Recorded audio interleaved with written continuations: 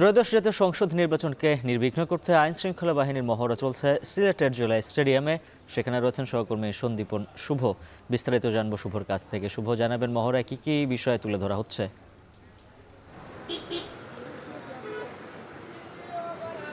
উজ্জ্বল, দেখুন, এই যে ত্রয়োদশ জাতীয় সংসদ নির্বাচন আর মাত্র কিন্তু মাঝখানে একটি দিন রয়েছে, 12 ফেব্রুয়ারি নির্বাচন এবং গণভোট অনুষ্ঠিত হবে। এবং সেই নির্বাচনকে কেন্দ্র করে আমরা দেখেছি যে আইনশৃঙ্খলা বাহিনী কিন্তু সদা তৎপর রয়েছেন এবং তাদের কিছুক্ষণ আগে আমরা দেখেছি যে বিশাল একটি বহর ছিল এই জেলা স্টেডিয়াম থেকে বেরিয়েছে এবং তারা কিন্তু প্রতিটি থানাতে তারা পরিদর্শন করবেন এবং তাদের ভিতরে কিন্তু মহড়া কার্যক্রম পরিচালিত হয়েছে। এবং আমরা দেখতে পেয়েছি যে আসলে খুব সুসজ্জিতভাবে প্রত্যেকটি দল কিন্তু একদম সেনাবাহিনী থেকে শুরু করে যদি আমি বলি র্যাব এবং পুলিশ এর কথা, প্রত্যেকেই কিন্তু ছিলেন। এবং এখনও আমরা দেখতে পাচ্ছি যে তারা কিন্তু বিভিন্ন থানার উদ্দেশ্যে তারা যাচ্ছেন এবং তাদের মহড়া কার্যক্রম।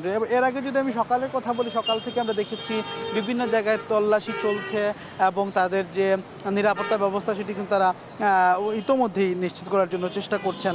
আমি একটু সিলেট 6টি আসন যে রয়েছে সেই 6টি আসনের চিত্র আপনার সামনে তুলে ধরতে চাই।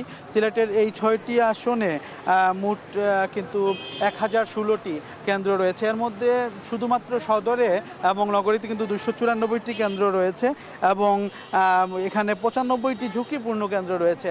সেই ঝুঁকিপূর্ণ কেন্দ্রের ব্যাপারে কিন্তু আমরা যদি বলতে চাই যে ঝুঁকিপূর্ণ কেন্দ্রে কিন্তু বিশেষভাবে নিরাপত্তা ব্যবস্থা তারা কিন্তু জারি করেছেন। এবং আজকেও র্যাবের কিছুক্ষণ আগে তারা সংবাদ সম্মেলন করেছেন। তারা বলছেন যে এখানকার যারা সংখ্যালঘু ভোটার রয়েছে, অর্থাৎ হিন্দু, বৌদ্ধ, খ্রিস্টান ভোটারদের বিশেষ নিরাপত্তা তারা ব্যবস্থা করবেন যাতে কোনো ধরনের বাধা বিঘ্ন তারা না পোহান। আর যদি আমি বলি পাহাড়ি এবং আদিবাসী সম্প্রদায় রয়েছেন, তাদেরকে তাদের নিরাপত্তা ব্যবস্থার পাশাপাশি প্রযুক্তিগত সহায়তা দেওয়ার জন্য কিন্তু বিশেষ সেল তারা গঠন করেছেন। এবং আমরা জেলা প্রশাসকের কাছে কথা বলেছি, তিনিও বলছেন যে আসলে একটা হটলাইন নাম্বার থাকবে, ভোটের ব্যাপারে যে কোনো পরিস্থিতি উদ্ভূত যদি পরিস্থিতি সৃষ্টি হয় সেক্ষেত্রে কিন্তু তারা সরাসরি তাদের যে তত্ত্বাবধান কার্যক্রম তারা পরিচালিত করবেন।